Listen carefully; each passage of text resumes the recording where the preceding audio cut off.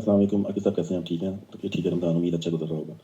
अच्छा, एक मसला छोटा सा पूछना था कि मेरी वालदा जो है वो बूढ़ी हैं, जाहिर बात है 73-4 एज होगी, तो वो चाह रही हैं कि मगरिब और इशा वो इकट्ठी पढ़ ले नमाज। जाहिर बात है कि बुढ़ापा खुद एक गुज़र है मेरे ख्याल से। वो कहती हैं मगरिब और इशा इकट्ठी पढ़ लूँ, यानी इफ्तार के बाद मगरिब इशा इकट्ठी पढ़ लूँ और सारी तरावियाँ पढ़ के एकदम फारग हो जाऊँ। तो यह इस वक्त में पॉसिबल है?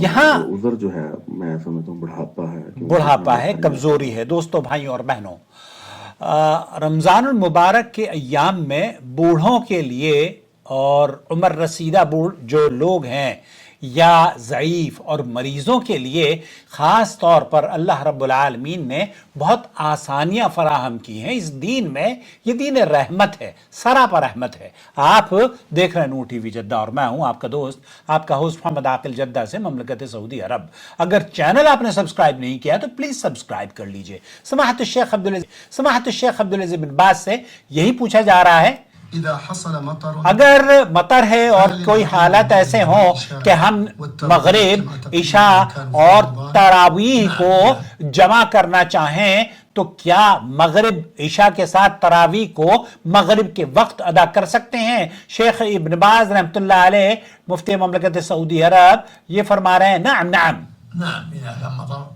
यहां शेख इब्न बाज ये फरमा रहे हैं कि अगर मतर और मुशक्कत या कीचड़ या मार्केट में या किसी तरह का खौफ या कोई शरई उज़र हो, तो ऐसी सूरत में उम्मत के लिए, मुसलमानों के लिए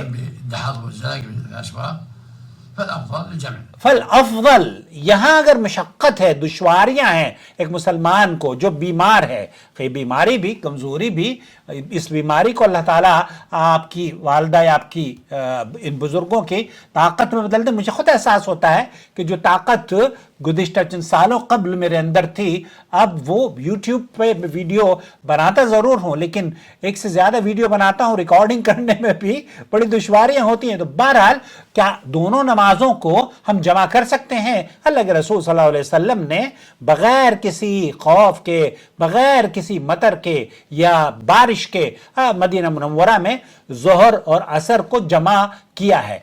कसर मुमकिन नहीं है कि आप अपने मुल्क में, अपने शहर में, चाहे ज़ईफ़ हों या उम्र रसीदा हों या मरीज़ हों, आप कसर नहीं कर सकते। लेकिन जमा का जो बाब है वो बहुत वसी है। जमा का बाब दो नमाजों को जमा करना, और दो नमाजों को, ज़ोहर और असर को आप जमा कर सकते हैं, मगरिब और इशा को जमा कर सकते हैं, और उसके साथ अगर शरई उज़र आपके पास है, मरीज़ हैं या कोई ऐसी मशक्क़त से आप गुजर रहे हैं, तो ऐसी सूरत में शेख इब्न बाज़ फरमाते हैं फल अफ़ज़ल जमा तस्हीलन अल नास, फिर लोगों पर आसानी के लिए इन नमाजों को आप जमा कर सकते हैं। जब आप मगरिब की नमाज आपने पढ़ ली, उसके बाद इशा पढ़ ली, तो इशा के फौरन बाद तहज्जुद का वक्त शुरू हो जाता है, और इशा के बाद आप नमाज तरावीह आगाज कर सकते हैं, पढ़ सकते हैं। वक्तुहुमा वाहिदा, इशा और जो तहज्जुद की नमाज है, तहज्जुद और तरावी की नमाज दोनों एक ही नमाज है। तो इनका नमाज का जो वक्त है वो जब, जैसे ही आपने ईशा की नमाज खत्म करी, ईशा की नमाज के फौरन बाद आप क़यामुल लैल या तहज्जुद या तरावी की नमाज पढ़ सकते हैं। यहाँ आपको, अगर मगरिब आपने पढ़ी, उसके बाद इशा आपने पढ़ ली, और फिर आप इशा के बाद तरावी भी पढ़ लेते हैं, और तरावी में भी आपको 20 रकात मेरी अम्मा पढ़ने की जरूरत नहीं है।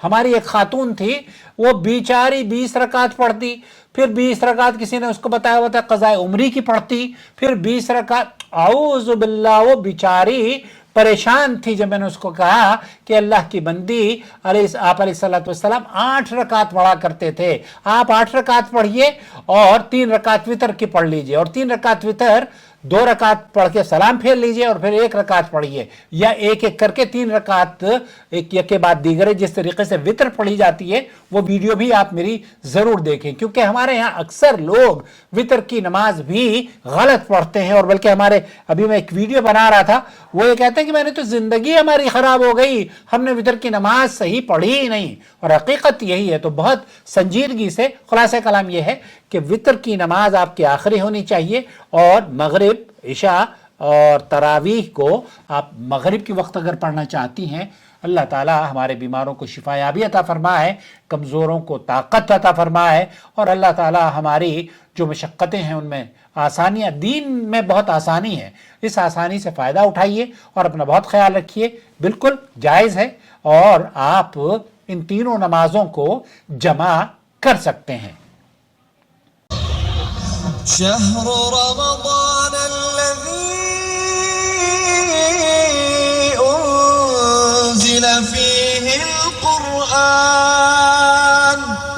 هدى للناس وبينات من الهدى والفرقان